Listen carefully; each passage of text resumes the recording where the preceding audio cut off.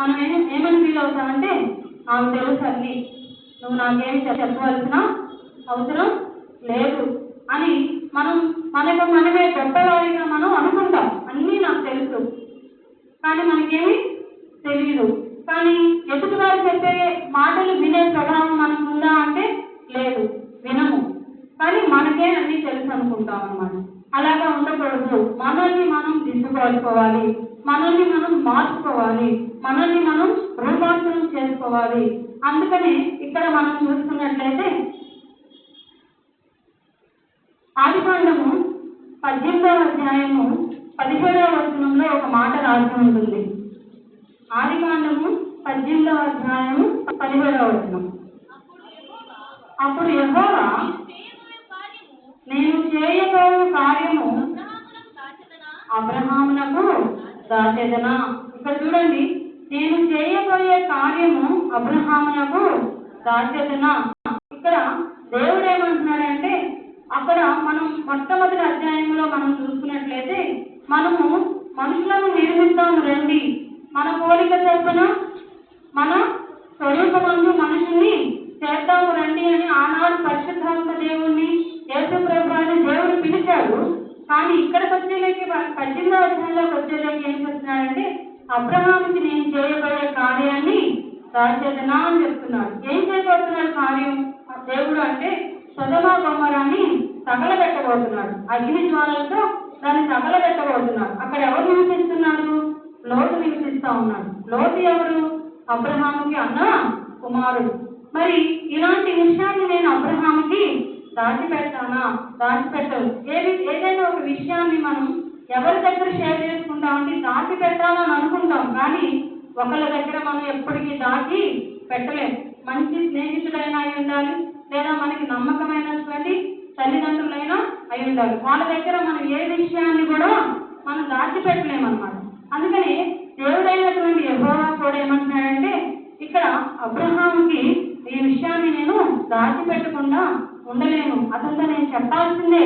ఇట్లా సొదొమ గొమొర్రాని తగలబెట్టబోతున్నాను అగ్ని జ్వాలల నుండి అనే విషయాన్ని నేను చెప్పాల్సిందే అని దేవుడికి అనిపించింది. అంటే అబ్రహాములో ఉన్న విశేషం ఏంటి? అబ్రహాం ఏమన్నా గొప్పవాడా? అబ్రహాం ఏమన్నా దేవుడికి సమానమైనటువంటి వాడా? అబ్రహాం ఏమన్నా దేవుడి కుమారుడా? అబ్రహాం ఏమన్నా పరిశుద్ధాత్మ దేవుడా? మరి పరిశుద్ధాత్మ దేవుడు కాదు, దేవుని కుమారుడు కాదు. ఎందుకు అబ్రహాముకి విషయంలోనే ఈ మాటలు మనం మాట్లాడినట్టుగా మనం చూసినట్లయితే అబ్రహాములో ఉన్నటువంటి క్వాలిటీస్ ని మనం గమనించినట్లయితే అలాంటి క్వాలిటీస్ ఈ రాత్రికాల సమయంలో మనలో ఉన్నాయా లేవా మనల్ని మనం పరీక్షించుకోవాలి. మొట్టమొదటిగా మనం చూసినట్లయితే అబ్రహాముగా మారక ముందు అబ్రాముగా పిలువబడ్డాడు. అబ్రాము 12వ అధ్యాయంలో దేవుడు అబ్రామును పిలుచుకున్నాడు.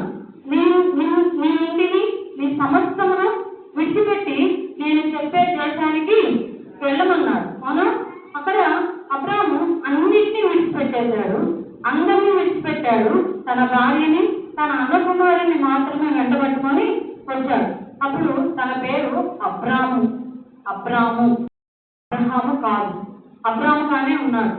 అయితే అప్పటికి తన వయసు 75 ఏళ్ళు. దేవుడు అబ్రామును పిలిచినప్పుడు తన వయసు 75 ఏళ్ళు. 17వ అధ్యాయానికి వచ్చేలేకే అతని వయసు 99 సంవత్సరాలుగా చెప్పబడుతుంది. 99వ సంవత్సరంలో 17వ అధ్యాయంలో మనం చూస్తాం అన్నమాట. 18వ అధ్యాయానికి వచ్చేలేకే ఇక్కడ అబ్రహాము సింధూర పచ్చకి వృక్షం కింద కూర్చొని మిట్ట మధ్యాహ్నం చూస్తూ ఉన్నప్పుడు ముగ్గురు మనుషులు ఆయనకి కనిపిస్తూ ఉంటారు. దూరం నుండి చూసి ఆయన వాళ్ళు దేవదూతలను గ్రహించగలిగాడు. మరి నీకు నాకు ఆ గ్రహింపు ఉందా? ఎవరైనా నా ఇంటికి వస్తే వీళ్ళు ఎలాంటి వాళ్ళు అనే గ్రహింపు మనకు ఉందా? ఒకసారి మనం జ్ఞాపకం చేసుకుందాం. అబ్రహాముకి ఎందుకు అంత జ్ఞానం ఇచ్చారు? దూరంలో మనం సాక్ష్యంగా చూస్తున్నామా లేదా? మన కళ్ళెదుట మనం సాక్ష్యంగా చూస్తున్నామా లేదా?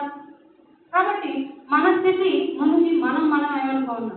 ఒకప్పుడు నా స్థితి ఇలా ఉండేది. మీ పెళ్ళైన కొత్తలో చాలా మంది అమ్మలు చాలా పేదరికంలో ఉన్నారు, అవునా? ఇప్పుడు ఎలా ఉన్నారు? దేవుడు ఆశీర్వదించాడు. అప్పుడు ఏమనుకుంటారు? మీ పిల్లలు చెప్తారు, ఒరే నేను పెళ్ళైన కొత్తలో పూరి గుడిలో ఉండేదాన్ని, దేవుడు ఇప్పుడు నన్ను లాభాల్లో ఉండేట్టు చేశాడు. చెప్తామా చెప్పమా? అలాంటి స్థితి మనందరికీ ఉండాలి. ఒకప్పుడు నా జీవితం రోగ జీవితం, ఒకప్పుడు నా జీవితం పెంటకుప్ప జీవితం. పెంటకుప్ప మీద నుండి దీనులను లేవనెత్తుతానన్నాడు దేవుడు. అలాంటి స్థితి నుండి పెంటకుప్పలో నుంచి దేవుడు నన్ను లేపాడు. ఒక నూతన సృష్టిగా నన్ను